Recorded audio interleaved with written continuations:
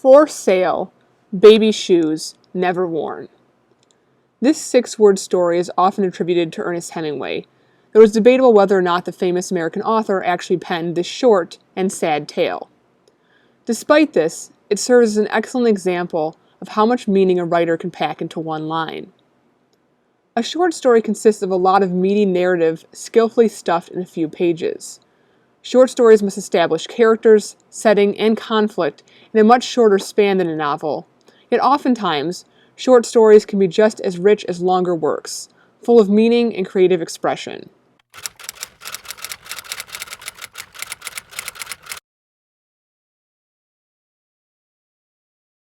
Susan Glaspell was born in 1876 and died in 1948. And during her lifetime, she wore a lot of different hats, had a lot of different occupations. She was an actor, a director, a theater producer, a playwright, a fiction writer of both novels and short stories, and also a journalist. She ended up publishing more than 50 short stories throughout her lifetime, as well as 9 novels and 14 plays. So she was a very prolific writer. Her hometown is Davenport, Iowa, and before and after attending college, she was a journalist. She went to Drake University in Des Moines, and she eventually, though, turned away from journalism and began writing fiction at the age of 25 in 1901. She married a theatrical director and writer named George Cram Cook, who was really interested in modernist ideas and the experimentation of the modernist movement. After moving to the East Coast, the couple collaborated on many projects and founded the Washington Square Players and Provincetown Players, and that latter group Edna St. Vincent Millay, who we read last week, was a part of.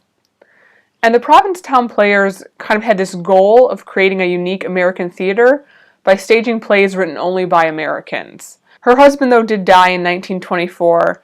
She had a second relationship with another novelist and playwright named Norman Matson, but that ended in 1932. In 1930, one of her plays won a Pulitzer Prize. F. Scott Fitzgerald, most famous for his novel The Great Gatsby, was born in 1896 and died in 1940. His full name is Francis Scott Key Fitzgerald, and he was born in St. Paul, Minnesota, but grew up in Buffalo and Syracuse, New York. His family was not very well off economically, and his aunt had to fund his education at a Catholic boarding school.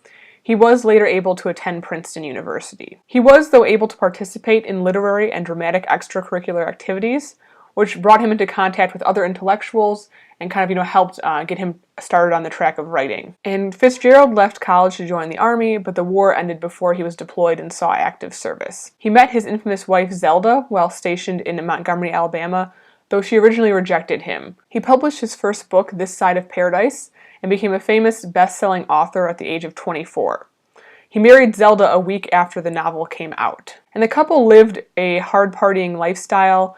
They lived very extravagantly, and both she and Scott are really kind of considered symbols of the splendor, decadence, and overconsumption of the Jazz Age. Both Zelda and Scott were sort of celebrities at the time in America, as she was from a wealthy family and he was a famous author. So their exploits and kind of their craziness was well observed and documented by the American public. They had a daughter, Frances Scott Fitzgerald, in 1921, and the Fitzgeralds later, though, moved to Paris, where living was cheaper after the war, because they had kind of fallen on hard times because of their extravagant lifestyle. While there, they met Ezra Pound, Gertrude Stein, and Ernest Hemingway, other major writers of the period. And while he was in Europe was when he actually wrote The Great Gatsby. And Fitzgerald was a very prolific short story writer, and he actually made very good money for his short stories, but they really could still not overcome the massive amount of debt they had from their kind of overconsumption. He turned to alcohol and kind of became an alcoholic, and Zelda had a mental breakdown. She was later diagnosed with schizophrenia and spent most of the rest of her life in various mental institutions. And Fitzgerald moved back to the United States and actually began doing some writing for Hollywood and was kind of on a good track in terms of his career and his life. But his health was really in decline because that heavy drinking had caught up with him, and he ended up dying of a heart attack at the age of 44. And he wrote Babylon Revisited, the piece we're reading for this week, right after the stock market crashed, signaling the beginning of the Great Depression. And Fitzgerald's work is interesting because it has a lot of sort of correlations and relations to aspects of his own life, but it is not strictly autobiographical. But that some of the kind of the characters and the events that happen in his novels and short stories are very kind of reminiscent of certain things that happened in F. Scott Fitzgerald's life. With William Faulkner, we return to our more southern writers. He was born in 1897 and died in 1962. And he was born near and then raised in Oxford, Mississippi. Faulkner's father was rather distant. He enjoyed hunting, drinking, and kind of hanging out with his hunting buddies. His mother, on the other hand, though, really kind of had more literary leanings, and she kind of proved a stronger influence on Faulkner, who the book says was her favorite of her 4 sons. And Faulkner was also close to his maternal grandmother, who died when Faulkner was 10. So Faulkner had a lot of kind of female influence in his life and not as much of a male role model. He dropped out of high school in 1915 and only had 1 year of study at the University of Mississippi. He worked several jobs that he got from, family connections, but none really felt like the right fit. And in a move straight out of a soap opera, his high school sweetheart ended up marrying someone else, and Faulkner ended up enlisting in the British Royal Flying Corps and went to train in Canada. But like Fitzgerald, the war ended before he could actually see any action. And Faulkner started off his writing career by publishing poetry that drew from more kind of traditional forms and structures. But he then went to New Orleans for a while, where he met another major American author, Sherwood Anderson, who told him to write prose and use his region for inspiration. Faulkner then went to Europe for a while and returned to Oxford and married his high school sweetheart, whose name was Estella Oldham, who had divorced her first husband. They ended up living and buying a ruined mansion that they began to restore, mansion from the old antebellum South. And he did some work as a scriptwriter in Hollywood, but he's sort of most famous for his novels, which are very experimental, with challenging prose and plot organization. And most of his novels are interconnected through a fictional version of his region named Yoknapatawpha County. And characters or families in one book often turn up in other books, or they are linked by just location, or kind of history and sort of time, and so there's sort of all these interwoven threads between the books, which makes his work even more complex and rich. And A Rose for Emily is set in this county, in this world. The Grierson family, to which she belongs, is kind of one of the wealthier families in this fictional version of his hometown. And Faulkner ended up gaining a pretty high level of national recognition after the publication of The Portable Faulkner in 1946.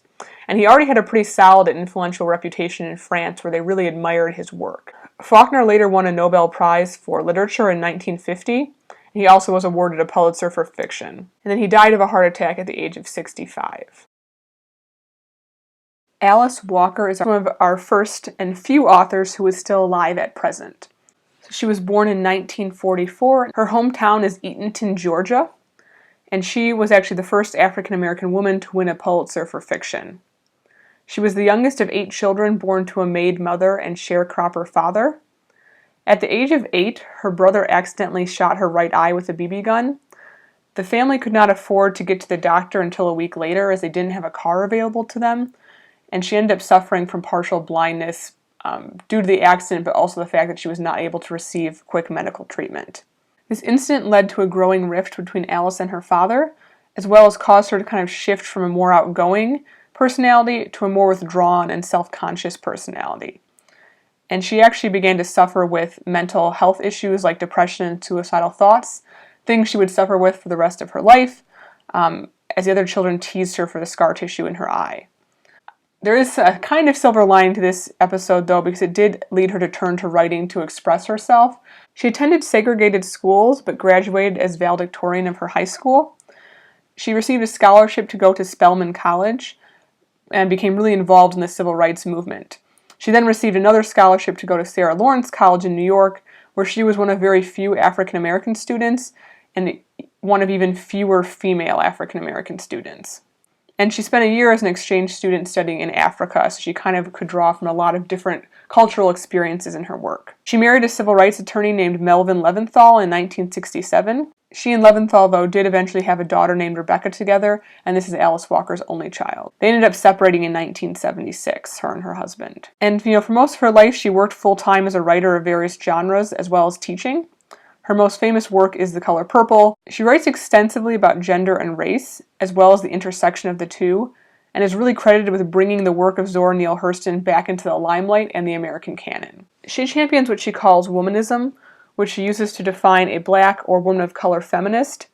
Many women of color find feminism an exclusionary movement, as historically it was really a segregated movement that mostly focused on white women and was not very welcoming to other points of view and other people of color. And her most recent major publication was in 2010, So she's still kind of producing work and still has, some of those creative juices flowing. Our next author, Kate Chopin, was born in 1851 and died in 1904. And growing up, Kate was raised by a widowed great-grandmother, grandmother, and mother, so she was in a very woman-heavy household.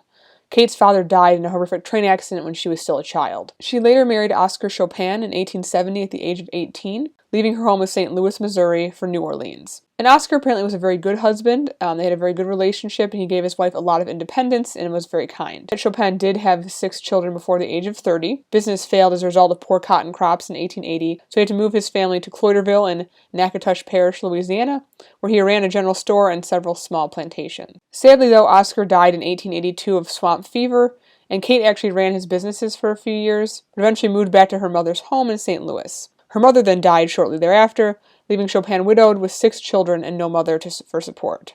She started writing in 1887 as a means to support her family and was pretty successful at it. Her first short stories were very popular. As she began to write, though, more emboldened characters, there was a decline in her popularity. Solomon explains that editors told Chopin they would publish her work if she would tone down the women she wrote about. The Awakening, her only novel, received much critical backlash, and after that she did not write much until she died of a brain hemorrhage in 1904.